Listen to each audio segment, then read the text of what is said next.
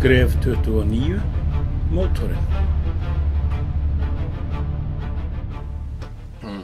Jæja, þá komið að því að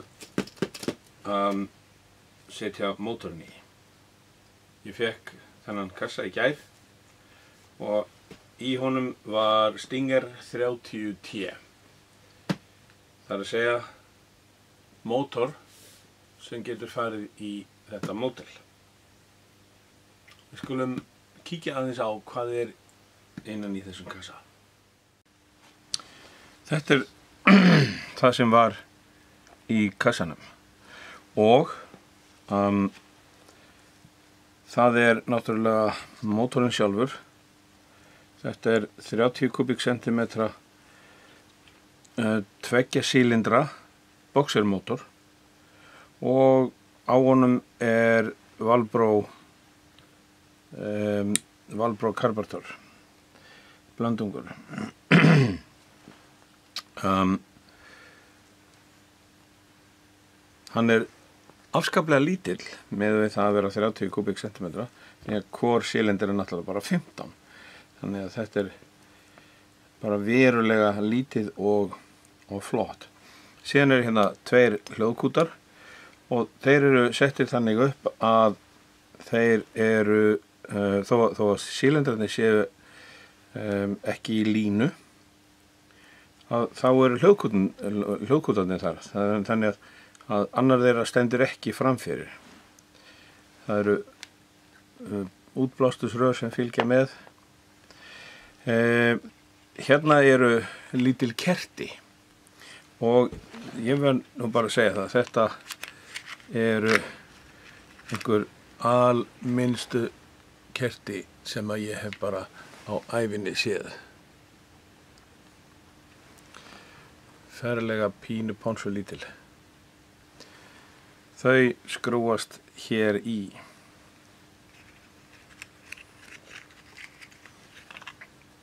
Hérna pakningar sem koma og þetta hérna boltar 5 mm sem að eiga að halda mótornum á sínum stað.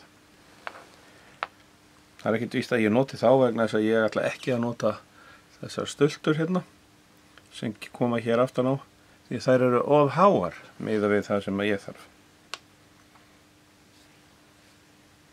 Hérna svo kveikjan og það náttúrulega 2 endar á henni og allir þessir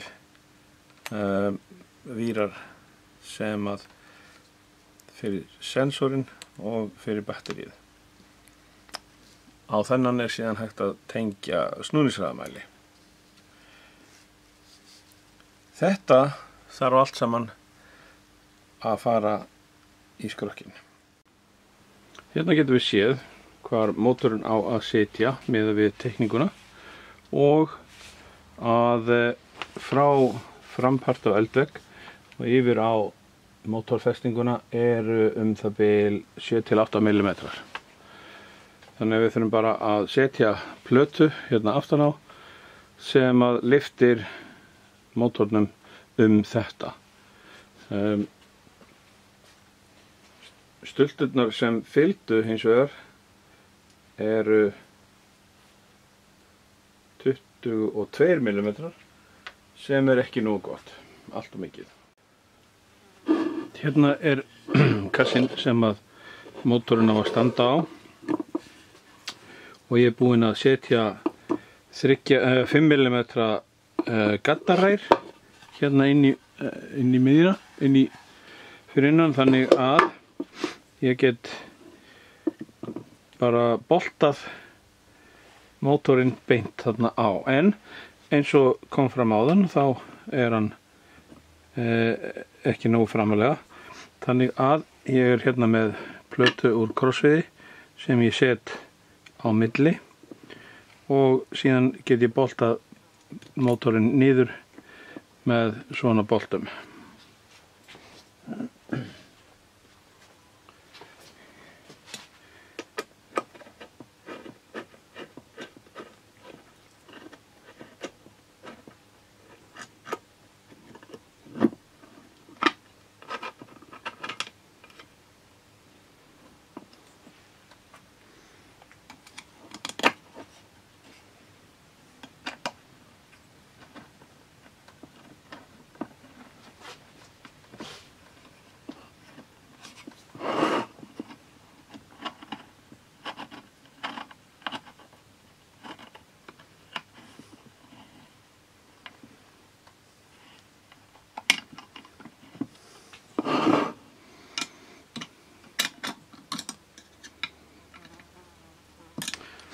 Svona, þegar komnir eru 2 í viðbót þá er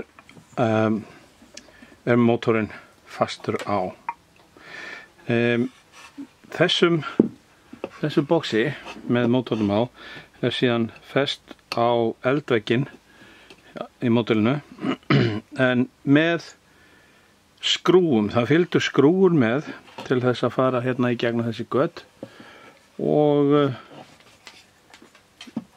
mér leist ekkert meir en svo á þessar skrúur þannig að ég skipti þeim út fyrir 30 mm bolta og setti svona gaddarær inn í.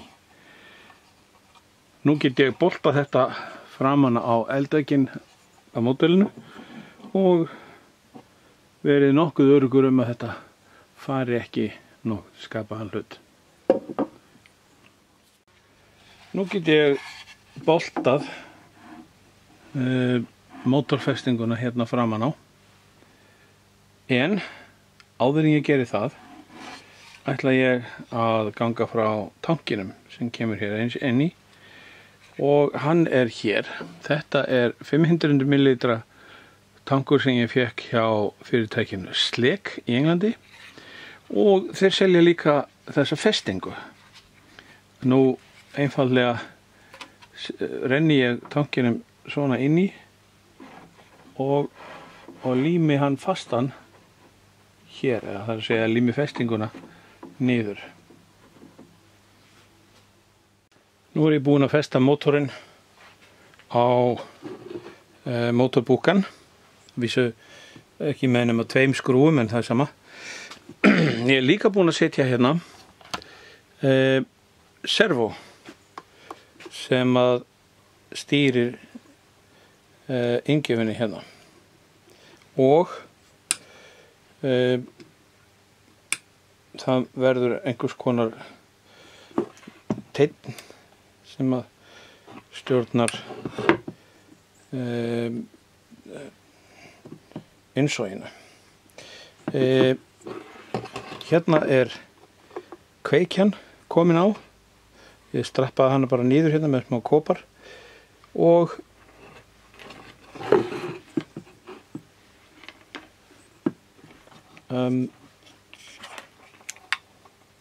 tengi fyrir servóið og tengi fyrir batterið í kveikjuna eru hérna og fara að leggja þá inn í skrokkin. Þá er mótorbúkinn tilbúinn og ég get sett hann á leið og ég er búinn að ganga frá tankinum. Hérna er tankurinn komin í og allar slöngur, áfylling og yfirfall koma hérna niður úr botninum. Ég er nú eftir að stytta þeir eitthvað. Þetta er síðan slangan í karburatorinn. Hún kemur hérna í gegn og kemur til með að fara hérna upp á rörið í karburatornum. Nú get ég sett mótorbúkan hér upp á. Og hérna er þá mótorinn komin á og eins og hann á að vera. Ég þarf að vísa að taka hann að aftur og setja hann í gang og ég þarf að klæða skrokkinn með dúk. Það var ekki gott að hafa mótorinn þá á meðan en þarna er hann kominn tilbúinn og lítur bara ágætlega.